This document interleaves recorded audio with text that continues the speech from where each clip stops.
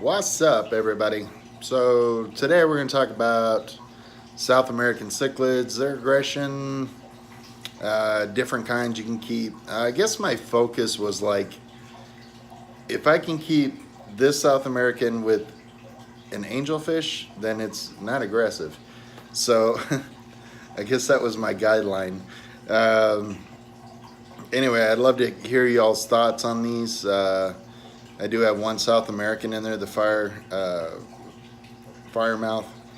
Um, anyway, let's get to the video. It's not about me, it's about the fish, right? So let's go look at fish. Let's go. Here we go. Sorry, it's going to be a little loud over here. So, I guess the first one that we'll touch on is the Som. These are otherwise known as green terrors. You'll hear like silver Som, white Som, orange Som.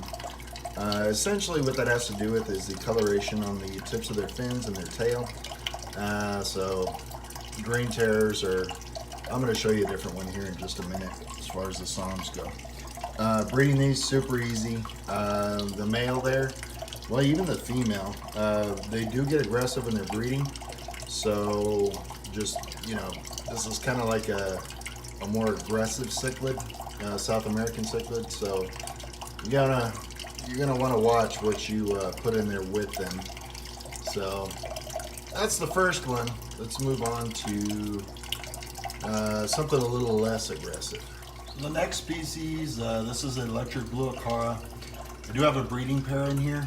I did put all three in here because I couldn't remember which ones are breeding.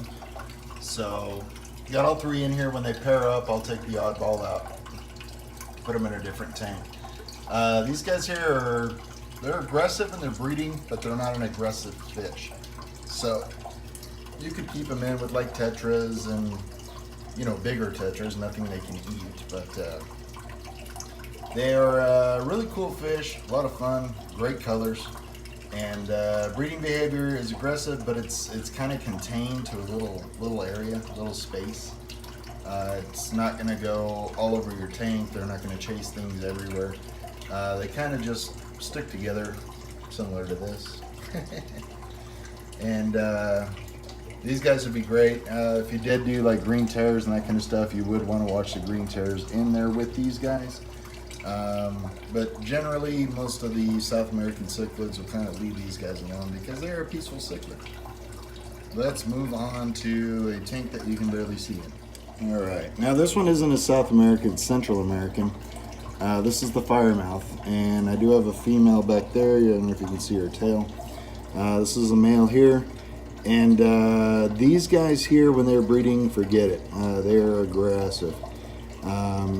But other than that, they just kind of flare up. They do pretty well with acaras. Green terrors is kind of iffy. They do fight. So just kind of watch what you're doing when you get them in there with the terrors. Because firemouths and terrors, they will tear each other apart. So these are the firemouths. Let's move up to some other ones I got up here. Now I'm showing you a Bolivian ram. Rams in general are pretty peaceful. The reason that I'm showing you the Bolivian ram, this is something that you would want to keep like with angelfish, maybe like discus, stuff like that. These are not very aggressive. They kind of guard their little area. So if I was breeding and they laid eggs there, they would both just be sitting there. This ram here is about 3 years old, maybe 3.5 years old, something like that. They get beautiful colors. Bolivian rams are the hardiest of the rams. They have electric blues, goldens, blue rams, German blue rams. I mean, there's all kinds. But this one here is one of my favorites simply because it's really easy to keep. And, you know, nothing too difficult. And they breed readily if you have a pair. So this one here is really a peaceful ram. You can see I keep it in here with a bunch of different tetras. So, all right, let's move on to some more South Americans. Oh, that's full grown, by the way, and it's only, I don't know, it's smaller than my Colombian tetra, and that Colombian tetra is about 2 inches, so maybe about 2 inches. All right, let's move on to some more aggressive South Americans. Okay, before you guys tear me apart in the comments, these fish are not staying in here. All right, so This one here, this is what I was talking about on that variant of the Psalms. You can see that silver line in the back and then on the top of the fins versus like a normal green terror where you have the orange. This is something that you commonly see. Or something like this. This is another green terror. It's just a difference in coloration. See how dark this is. This one here is actually a hybrid of a Firemouth. It's torn to pieces. It'll heal up. I'm actually going to move this out and put him in his own tank. So that's what we'll be doing soon. And then we have the Jack Dempseys. Jack Dempseys, the dominant one will be aggressive. So you do have to watch them. They do get pretty large, 7 to 9 inches. They are a beautiful fish. They are on the aggressive side. Something you could keep with green terrors with a lot of space, a bigger tank. So if you wanted to keep Jack Dempseys in there with him, you could. Like I said, these aren't staying in here. I am going to move these fish around. So that bad boy right there, I think I'm going to put in the community. Because something needs to put him in check. Because he's a little rambunctious. And then we get to the Dovai. That one there is a male. This is the most aggressive fish in the hobby.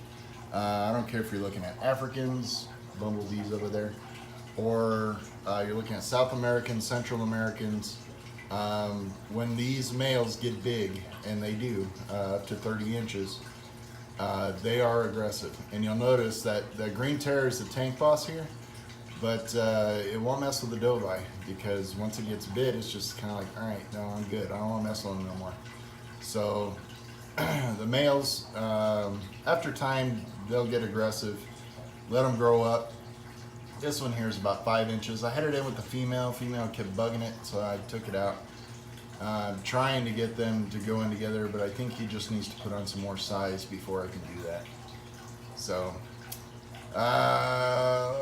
let's see where we're at with these guys. Now another South American cichlid. This is extremely common in the aquarium trade. You see my female here. You can tell the females, they'll have those colors on them there.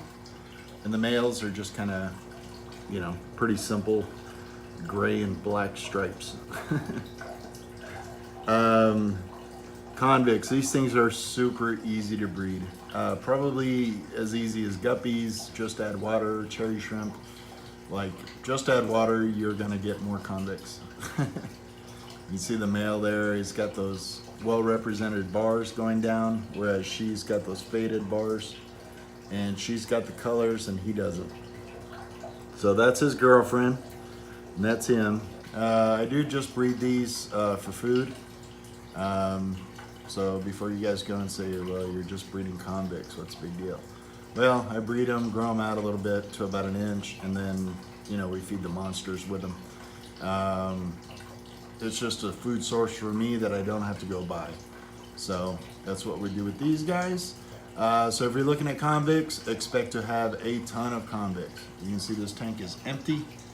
No convicts in here, it's just emptied out, so no babies. If you guys have any questions about South American cichlids, hit me up, let me know. I do have one more to show you. So let's go take a look at, well, actually there's 3 more in there. Let's go look, 4 more, something like that. And most of these are still fry. You can see that there, that's actually one of the fry from my green terrors. It's starting to grow up and get a little bit of color on it. Sorry this tank isn't the greatest and there's glare behind me. Can't really do much about it. We do have the Cichlids in here. Those are the thread fins right there. Thread fin acara, Cichlids, it's also known as the Geo. So there's different variations of this fish. This one here, if you Google it, the Cichlids, you're gonna see these long, stringy, flowing fins on them. Absolutely beautiful fish, gorgeous. And then we have the red-headed tabajos. That's what these little guys are right here. And like I said, these are all still small. They're just now starting to get a little bit of red on their heads. I just don't have enough lighting here to show you. But when these get big, red-headed tabajos, look them up. They are gorgeous. Short body green Texas. This one here is a man-made fish. Not something that I commonly keep, but somebody gave it to me. And believe it or not, I actually like them. They're a lot of fun. And I do have a, I don't know where it is. It's in here somewhere, but I have a an adult Geophagus brasiliensis in there. I don't know where it is. It's in there somewhere. And I'm trying to find the juveniles. And I think they're all together back in that corner somewhere, and I can't really get in there to show you. But I do have the Geophagus brasiliensis, another fish that gets gorgeous. A lot of red colors on them, and they just turn absolutely beautiful. So when these grow out, I really can't wait to show you what these guys are going to look like. They're incredible, beautiful fish. So if you guys are into, like, you know, those blues and greens and yellows, now they're an iridescent color, so, like, you know, you're gonna see the iridescence going across there. That's what you get with South Americans versus you get the solid colors with the African cichlids. So anyway, guys, hope you enjoyed the video. Geophagus are going to be more on the peaceful side, something you can keep with angels. You know, you can keep them with acara. You couldn't mixing those with like green terrors or Jack Dempseys or anything like that. It's probably a bad idea, so don't do that. But this is more of a peaceful cichlid as well, similar to the rams, only these get a lot bigger. Anyway, guys, want to thank you for watching. Talk to y'all later. Peace. Say bye, buddy. Say bye. Say bye. You say bye? Later.